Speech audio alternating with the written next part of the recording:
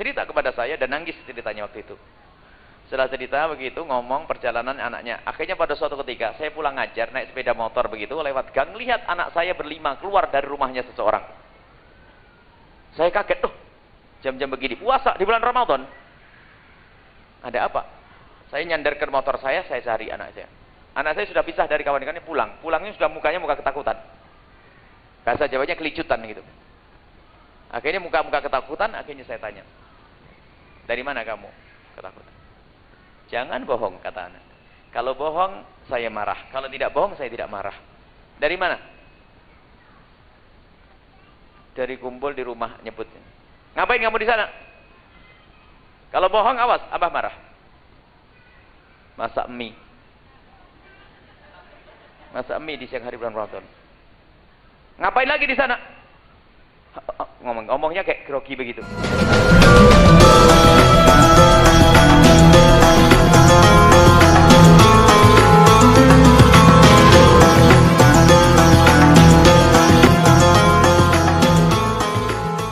Pendidikan akhirat.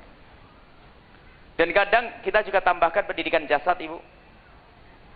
Ini pendidikan rohaniat. Dan yang paling penting pendidikan rohaniat. Pokoknya anak kita harus selamat. Tidak boleh anak kita tidak kenal agama. Harus. Bagaimana sholat mereka, bagaimana sujud mereka. Cuman saya tambah pendidikan fisiknya juga. Ada sebagian orang tua, ini masih kalah dengan serigala sama ayam. Serigala itu katanya jahat, ibu, bapak. Cuman kalau punya anak, anaknya dilindungi sama dia. Kalau kita menggoda anaknya, diterkam dia. Ayam itu aslinya sama manusia takut. Tapi kalau lagi punya anak, habis ngerem anaknya netes, coba ambil anaknya, dikabruk kita. Karena melindungi anaknya. Ini masalah kesehatan fisik. Kami himbau orang tua tidak boleh kalah sama ayam. Ada sebagian orang tua itu Masya Allah, hanya memikirkan kesenangan anak saja. Tidak dipikirkan kesehatan anaknya. Kalau tadi kita bicara tentang kesehatan batinnya, sekarang kesehatan lahir harus kita pikirkan.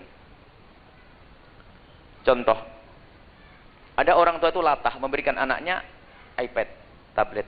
Mohon maaf, ini tanda cinta kami pada anak-anak ibu. Kita itu dulu tuh waktu sekolah itu diajari sama guru kita, kalau membaca anak-anak tidak boleh di tempat yang terlalu terang, tidak boleh di tempat yang remang-remang karena bikin matamu rusak. Dan antara mata dengan kertas pun jaraknya harus tertentu. Ini kan dididik yang benar. Dan sekarang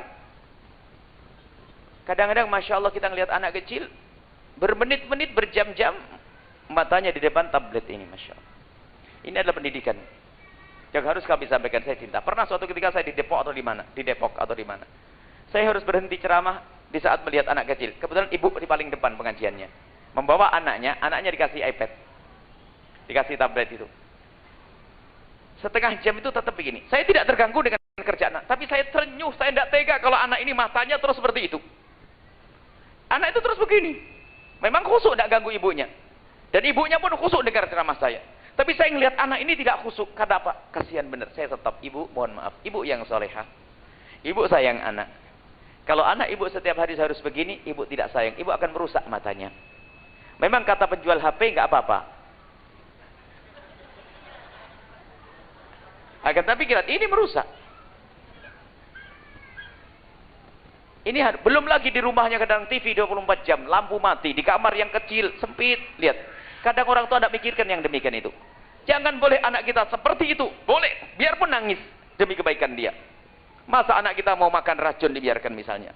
Harus kita tahan. Ini salah satu keteledoran para orang tua. Biasanya para orang tua yang males itu. Nangis ya sudah. Masya Allah. Sampai begini saya mikir ibu. Saya pikir anak-anak ibu juga sehat matanya. Sehat fisik. Belum lagi kalau anak kita biasa dengan yang demikian itu, dengan internet, dengan film. Akan rusak pikirannya. Game kadang-kadang. Berjam-jam di depan game, gimana bisa ngaji? Apalagi game itu layarnya keras sekali tuh. Wah, yang mau duduk-duduk. Masya Allah. Bermenit-menit, berjam-jam. Bahkan kami selalu menghimbau kalau memang anak ibu harus nonton misalnya film melalui CD, itu lebih bagus daripada kita liar melalui televisi itu. Mending lebih ibu beli DVD, lalu beli CD-CD-nya Sayyidina Umar bin Khattab, tentang sahabat Nabi, Imam Bukhari, atau cerita-cerita yang mendidik. daripada anak kita liar nonton televisi itu. Kalaupun harus nonton televisi, harus ada jamnya. Misalnya nonton film. Filmnya 1 jam. Film Islami. Sayyidina Umar bin Khattab atau apa. 1 jam, Bu. Jangan di loss 1 jam. Diiwit-iwit kalau bahasa Jawanya itu. 20 menit, 20 menit, 20 menit. Nah, 20 menit habis makan. 20 menit nanti siang sayang ya. 2 menit lagi nanti malamnya. Jadi mereka tetap suasana senang, hiburannya ada, tapi tidak di loss. Matanya pun tidak biasa dengan itu semuanya. Jadi anak kita dari segi kesehatan juga terjaga. Apalagi orang yang punya pembantu. Pembantu yang solehah juga banyak. Memperhatikan anak tuannya. Sampai bisa ngajari ngaji. Ada. Tapi juga ada pembantu yang malas. Hati-hati wahai para orang tua. Pembantu kalau malas. Bosnya pergi dan sebagainya. Anaknya rewel. Kasih aja televisi. Kasih apa? Biar rusak-rusak matamu gak apa-apa. Yang penting saya dapat gaji kok. Kadang-kadang orang tua itu gak waspada. Yang demikian ini. Ini tolong perhatikan urusan-urusan semacam ini. Jadi urusan fisik anak kita pun harus kita perhatikan, jangan dibiarkan. Kalau kita biarkan berarti kita tidak sayang dengan anak kita. Mohon maaf, ini biasa sayang mulai kaya sedikit, sudah lost. HP, laptop, televisi. Belum lagi dalam HP dan internet itu sendiri sangat membahayakan anak-anak kita. Sampai kami menghimbau kepada ibu-ibu, kalau memang anak kita harus berurusan dengan internet, hendaknya ibu harus siap menemaninya. Kalau tidak ditemani oleh ibu, jangan boleh buka internet. Karena demi keselamatan anak-anak kita. Kita membaca satu tulisan dari orang kafir, ibu, seorang ibu kafir di Amerika sana atau di mana. Urusan HP. Bagaimana membelikan HP untuk anaknya? Anaknya diberi HP, akan tapi dikasih tahu ada 10 catatan. Yang pertama, wahai anakku, aku akan belikan HP untukmu, tapi harus tahu, yang pertama, HP ini miliknya Umi, bukan milik kamu. Jadi kapanpun Umi mau mengambil, boleh. 1. Sampai di rumah, HP harus disetorkan kepada Umi. HP untuk di perjalananmu saja, untuk komunikasikan dengan saya. Yang ketiga, HP tidak boleh ditutup pinnya. Jadi Umi bisa membuka sewaktu-waktu. Ada peraturannya begitu. Orang kafir loh ini. Karena apa? Takut anak kita melakukan sesuatu yang haram dengan HP-nya itu. Zamannya zaman modern, nggak mungkin anak kita tahan. Akan tapi harus ada aturannya. Kalau tidak, anak kita akan liar, anak kita akan bejat. Intinya ibu, pendidikan itu banyak. Bukan saja ngurusi anak sekolah, masuk sekolah, beres tidak. Di rumah harus ada pendidikan yang baik. Cara muter televisi pun harus ada waktunya, Bu. Harus kita pilihkan waktu yang tepat. Bukan kita lost, sebab ada sebagian rumah itu televisinya 24 jam. Masya Allah.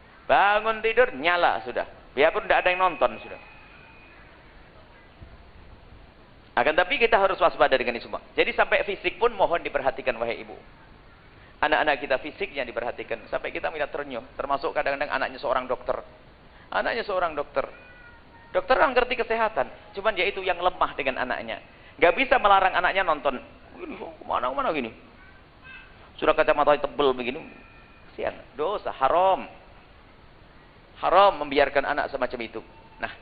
Beginilah wahai para ibu. Intinya ayo kita mencintai anak kita dengan sesungguhnya. Tapi yang lebih penting lagi adalah. Di samping fisik kita jaga. Urusan akhirat anak-anak kita harus kita perhatikan. Jangan sampai kita membiarkan anak-anak kita. Anak kita harus jadi anak ahli surga. Apakah harus mondok anak kita? Tidak harus mondok. Kalau rumah kita adalah rumah yang sehat. Kalau rumah kita rumah yang baik, gak ada mondok. Gak apa-apa, gak mondok. Sampai ada orang bertanya, Buya, umur berapa? Umur anak saya dipondokkan, dilihat dulu dong rumahmu. Kalau rumahmu rumah yang sehat, televisinya terjaga, nggak liar, lingkunganmu baik, ya sampai umur 10-12 tahun nggak apa-apa deh di rumah. Tapi kalau rumahmu nggak sehat, ngontrol televisi aja nggak bisa, yang keluar masuk orang nggak karu-karuan, maka bayi pun perlu dipondokin itu. Ada rumah nggak sehat itu. Anda harus mengira-ngira rumah Anda itu seperti apa. Kalau rumahnya bagus, terhormat, ada sebagian rumah para asatid, para guru-guru mulia terjaga di rumahnya. Akan tapi ketahuilah, lingkungan kadang juga tidak benar. Ada sebuah kisah, sahabat guru di Jawa Timur. Seorang guru yang Masya Allah pintar, dia ngajarnya enak. Dia punya istri penghafal Quran. Punya istri menghafal Al-Quran. Akhirnya punya anak, sudah gede, tidak akan dipondokkan sampai usia besar maksudnya dia. Sehingga diajari sendiri. Dan memang berhasil. Anaknya idep, tidak nakal. Umurnya 11 tahun karena usia kelas 5 SD, umur 11 tahun, dia sudah menghafal Al-Quran 9 juz. Dididik oleh ibunya sendiri. Cerita kepada saya dan nangis ceritanya waktu itu. Setelah cerita begitu, ngomong perjalanan anaknya. Akhirnya pada suatu ketika, saya pulang ngajar, naik sepeda motor begitu, lewat gang, lihat anak saya berlima keluar dari rumahnya seseorang. Saya kaget, jam-jam begini, puasa di bulan Ramadan. Ada apa? Saya nyandarkan motor saya cari anak saya. Anak saya sudah pisah dari kawan-kawannya, pulang. Pulangnya sudah mukanya muka ketakutan. Bahasa Jawanya kelicutan gitu. Akhirnya muka-muka ketakutan, akhirnya saya tanya. Dari mana kamu ketakutan? Jangan bohong, kata anak. Kalau bohong, saya marah. Kalau tidak bohong, saya tidak marah. Dari mana? Dari kumpul di rumah, nyebutnya. Ngapain kamu di sana? Kalau bohong, awas, abah marah. Masak mie. Masak mie di siang hari bulan Ramadan. Ngapain lagi di sana? Ngomongnya kayak grogi begitu. Jadi abahnya sadar, kayaknya ada sesuatu yang disembunyikan. Nah, kalau sampai abah tahu dari mereka apa yang kamu lakukan, awas, Buya marah, abah marah berat. Tapi kalau mau jujur, abah tidak akan marah, asalkan tobat. Sambil nangis ngomong, abah jangan marahi saya ya. Apa ayo kamu ngapain di sana? Sambil ngomong, nonton. Nonton apa? Nonton HP. Nonton apa? Tak taunya apa? Abahnya nangis waktu cerita. Jadi salah satu dari 5 sahabatnya itu anaknya orang yang kerja di luar negeri, dikirimi HP sama ibunya, liar anaknya, memang nakal di sekolahnya itu, rupanya punya film kotor. Anak umur usia kelas 5 SD. Rupanya nonton film kotor. Film kotor, potongan film-film kotor itu. Lalu ustadz itu yang ustadz sangat baik, sumpah, demi Allah mulai saat ini aku tidak percaya dengan lingkunganku. Rumahku memang rumah baik, tapi lingkunganku seperti itu. Tidak. Langsung dipondokin. Mau sombong mula-mula. Saya tuh mau sombong. Mau tak didik sendiri. Itu ustadz yang istrinya penghafal Quran. Sebab kadang anak kita baik, kadang-kadang temennya itu adalah pendidikannya tidak baik. Sampai anak kecil sudah terlihat. Karena itu ceritanya rupanya dari kelas. Dari kelas ada nakal, kelas dibuka di tasnya ditunjukin begitu. Namanya anak usia 11, 12 itu usia pubertas, mulai ada kesenangan. Dia penasaran begitu. Naudzubillah. Sekarang bagaimana kalau anak kita anak yang liar, tidak dididik oleh ibu yang baik kayak tadi itu. Makanya ibu harus waspada, jangan merasa aman dengan anak-anakmu. Makanya zaman sekarang zaman yang tepat adalah kalau anak Anda ingin jadi insinyur lewat pesantren. Bisa melalui pesantren. Kita banyak di Jawa Timur sana ada beliau dari Dakwah Bangil, Dakwah Dakwah dan Bangil juga ada pendidikannya, ijazahnya juga ada yang bikin ijazah, mau kuliah juga ada, di Mambaul Sholihin di Gresik juga ada, kemudian banyak sekolah-sekolah seperti itu. Harus lewat kalau menjadi insinyur yang kena. Kalau sudah di pondok itu aman bu, nggak ada televisi, HP nggak boleh. Ibu nggak usah bingung. Ibu kerja mah tenang saja, nggak usah bingung nyari anak perempuanku di mana, di bawah orang, nggak ada itu. Karena aman di tempat yang mulia. Maksud kami itu di majelis ini, ayo sadar itu semuanya. Untuk membawa anak kepada kemuliaan. Anakmu bu mulia. Jadi kan wanita-wanita solehah.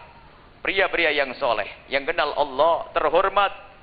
Sekarang Masya Allah murah kehormatan itu. Di luar banyak perzinahan, mukaddimah zina, minuman keras. Di Cirebon, di tetangga salah satu pejuang, kita ada punya pejuang. Tetangga, ada 14 anak usia SMP, SMA, jor-joran minum oplosan, mati.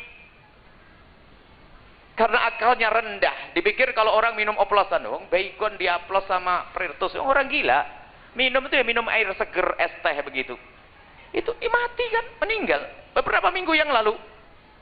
Subhanallah.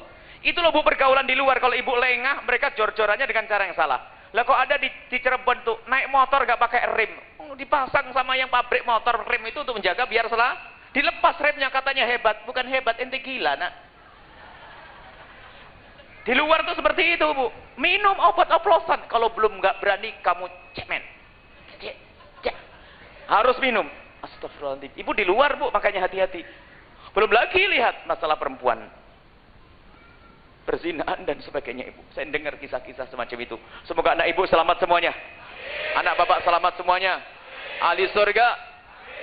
tapi doa tidak cukup, harus menjaga yang sesungguhnya.